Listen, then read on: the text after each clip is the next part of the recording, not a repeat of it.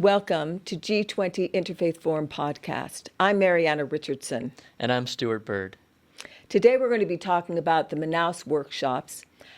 At the beginning, I wanted to talk about the difference between Belém and Manaus. When we talked about Belém for the last two podcasts, we talked about that as a conference. It was a little bit more formal. There were panels and many formal speeches and talks that were given. In the Manaus workshops, it was more of a workshop. And as we're going to be talking, there were more conversations, more back and forth dialogues. And so in many ways, I felt that it was a very productive time to be able to hear people's stories, to be able to gain those kind of personal understandings.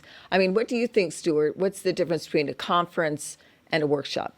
Yeah, workshop. In a traditional workshop that you think of, there are things being made and ideas, and maybe it's not as polished as a conference room, but maybe there's sawdust and things being made, and so I picture that's kind of what this conference was: is lots of ideas, lots of really actionable plans, and I think it's cool, the location of it in Manaus, Brazil. Is such a cool spot right there.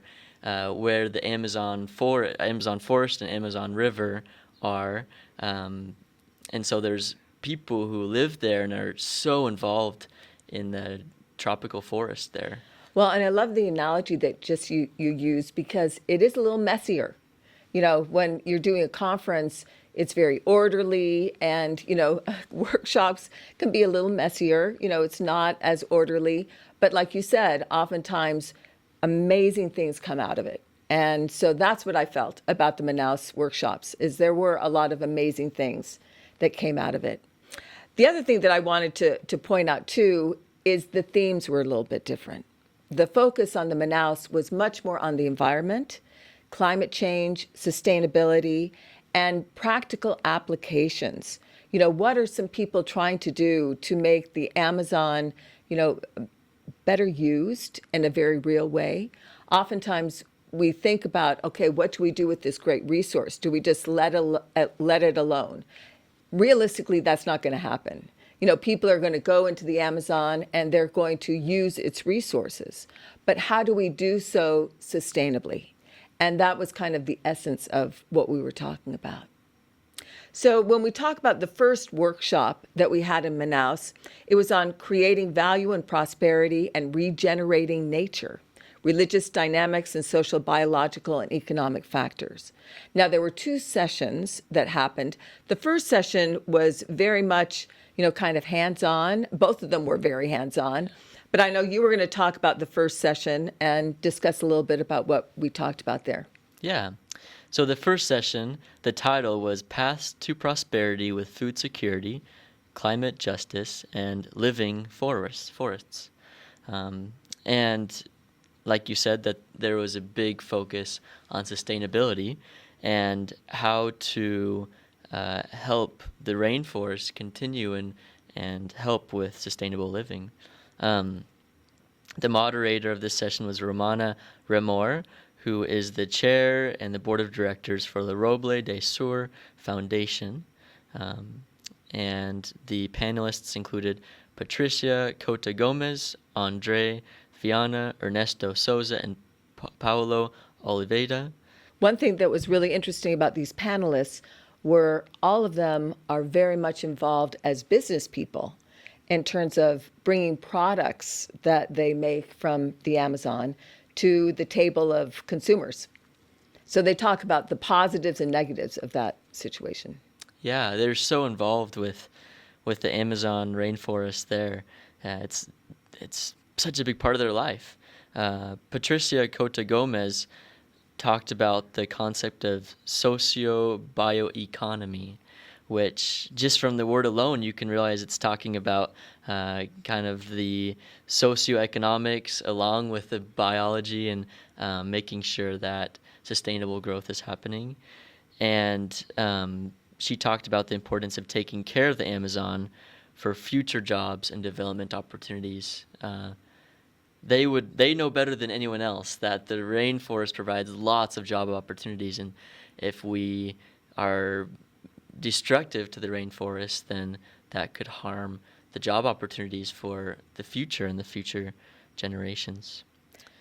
And they can show that this can be a positive thing and also positive for climate, that we don't have to destroy it to have it be positive economically for Brazil, but also for the world. Right, right. There's so many positives toward taking care and using resources to take care and preserve the tropical rainforests.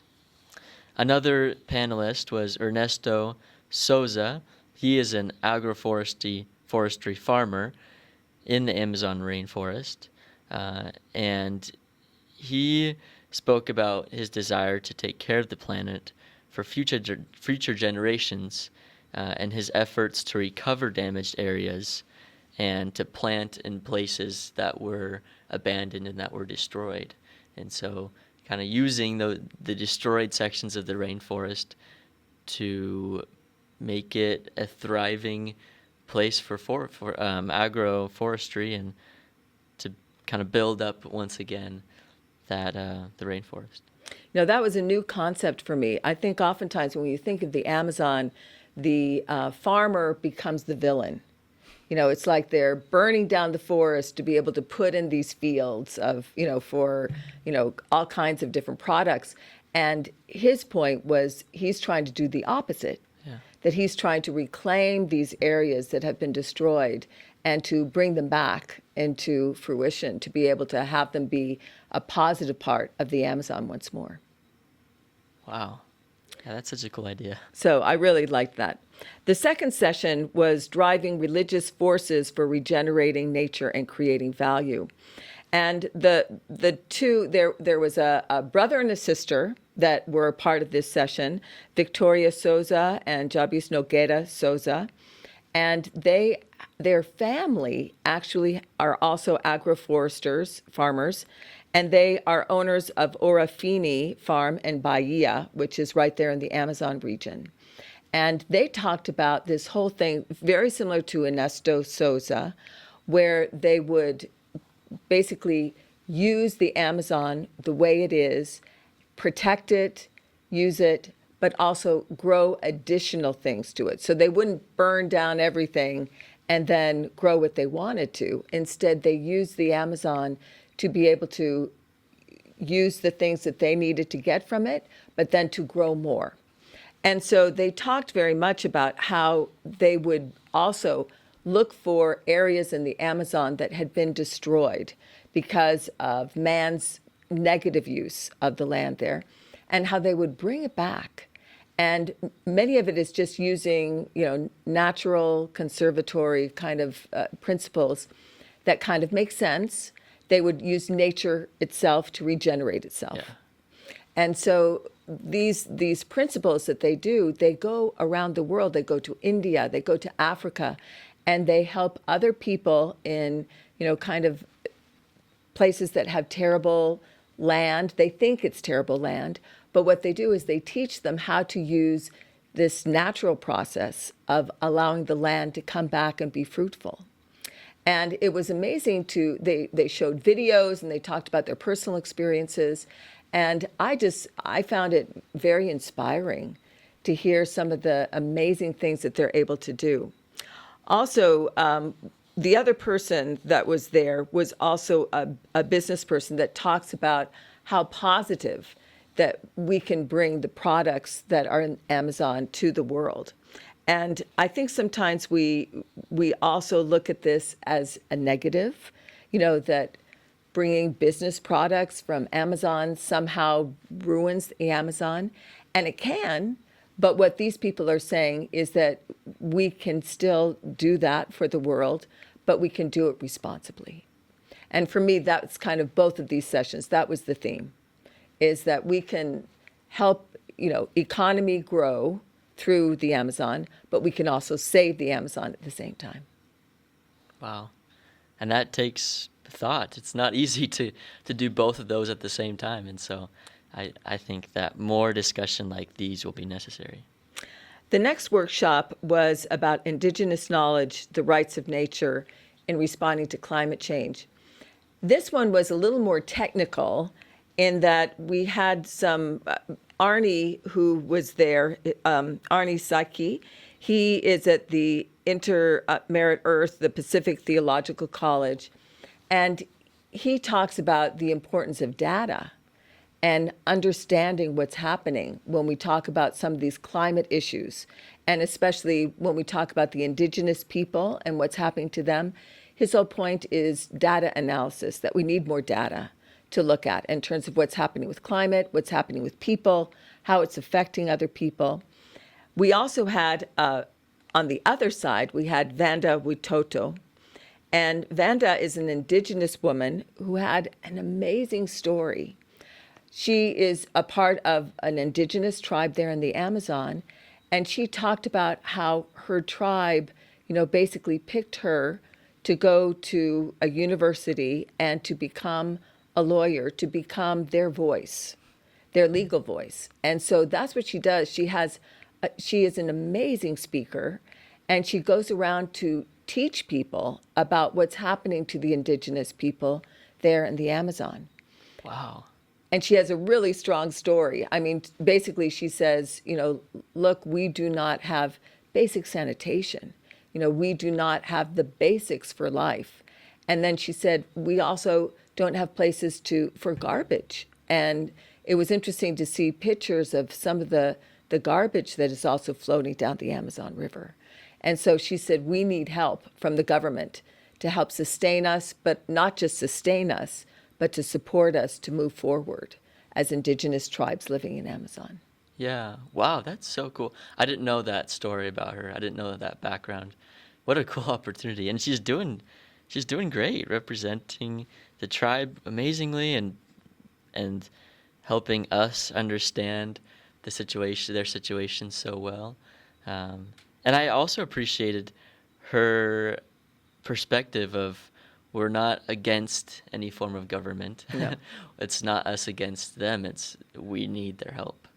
And I think that's a great way to look at it. Vonda will be coming to Brasilia. Oh, great. And also talking there. And so I'm excited for people to listen in and to hear her even more, and realize you can also hear all of these people on our YouTube channel. Yeah, yep. On our YouTube channel for both this Manaus workshops as well as the Belém, or Bailing is how you would say it, conference, the videos are there. Right. Also in this session was a discussion, a more lecture format between two people. The one was the moderator, Catherine Marshall, who's the vice president of the G20 Interfaith Forum, and then the person that she was interviewing or discussing with was David Saperstein. David Saperstein is the former ambassador at large for freedom of religion for the United States of America. We wanted to share with you part of David's lecture. When it comes to changing people, the power of the religious community is significant, as it is in the other two categories as well. Think about this paradox. For the 80% of people who identify as religious, who identify with some faith entity in their lives, 80% of the world's population, according to the polls. Of all of those, religion is both the most local way they organize their lives, beyond the family, here in their houses of worship across the globe, and the most global way they organize their lives. Many part of faith traditions that span the globe and bring together the global community. What enormous potential religion has. In the United States, there are more houses of worship than any other public building. You can add up the schools, the police stations, the libraries, the hospitals, and in total, they don't measure the number of the 340,000 houses of worship. There are estimates, we're talking 6 to 10 million houses of worship across the globe. Can you imagine if every single one of them took on a serious energy conservation policy, using wherever they could renewable energy, conserving energy of all kinds, building it, integrating it into their construction plans and the way they administer their buildings as time goes on, recycling, more importantly, purchasing recycled goods. Can you imagine if they mobilized their billions of worshipers, members, to actually be a powerful force for what increasingly the leadership of the faith traditions are talking about? I love David's words, all the experiences he's had, and his words really help you understand how religion plays a big role in these issues. You know, sometimes you might be listening to this podcast or listening to the events and thinking, why is the interfaith forum worried about things like climate change and indigenous people? Why aren't they focused more on freedom of religion? But he's really helping us understand that if religious leaders and religious communities come together, there's so much power there to help solve these problems. I agree. And I think the other thing that David brings to the fore is that he is a rabbi. So religion is very much a part of his life. And he also realizes that it's also part of his professional life. And I think all too often, sometimes we think, oh, religion is over here and this is my professional life. And one of the things that he brings up is that, no, most people do have their religious life and their professional life, the way they act, what's important to them, their passions, oftentimes come from their religious beliefs. And that's something that David does a wonderful job about talking about how his religion is very much part of his passion for what he feels is right and wrong, what he is, such a strong voice for as well. Right, exactly. We also want to share a little clip of Catherine's portion of this lecture. If you look at the Sustainable Development Goals that the United Nations approved in 2015 unanimously, there are 17 goals, 169 targets. In every single one of them, there is a religious dimension. Whether it is water or infant mortality, early childhood education, the protection of the environment, in every single case, there is a religious dimension. But those religious dimensions have often not been clearly defined. And so one of the challenges which we're seeing here in Manaus this week is to try to find ways to link what is the public policy and the politics with the strength and the power of the religious communities. And one example we'll be talking about later this week is the Interfaith Rainforest Initiative, which the G20 Interfaith has focused on for at least the last 6 to 7 years as a remarkable example of religious communities coming together. One of the things that I love about the focus that Catherine always has is that she brings back religion to the SDGs, the Sustainable Development Goals. And I know in our podcast, a previous podcast, we had a whole podcast on the SDGs, what they are, how they're being used by the UN, what is the international focus for the Sustainable Development Goals. But this is also something that Catherine brings back to us to think about, is how can religion really help in these areas?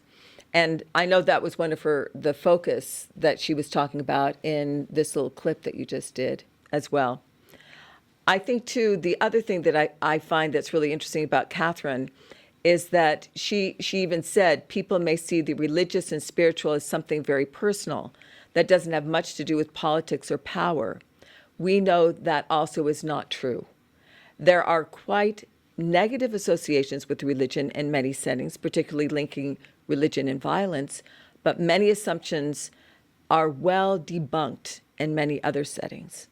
And this idea that religion has a place at the table is something that Catherine talks about all the time, which I completely agree about too. Yeah, I totally agree with it. Just like right in connection with what David Saperstein was saying, that it's connected. It's such a big part of our organized life. So don't push it out. Let it bring things to the table and make a difference. Well, thank you so much for being here as a part of our discussion, Stuart. It's been a wonderful discussion about Manaus, the first part of Manaus. And we hope you will come back for our next podcast. We will finish our discussion about Manaus and the workshops that happened there. Thank you for joining us. Thank you.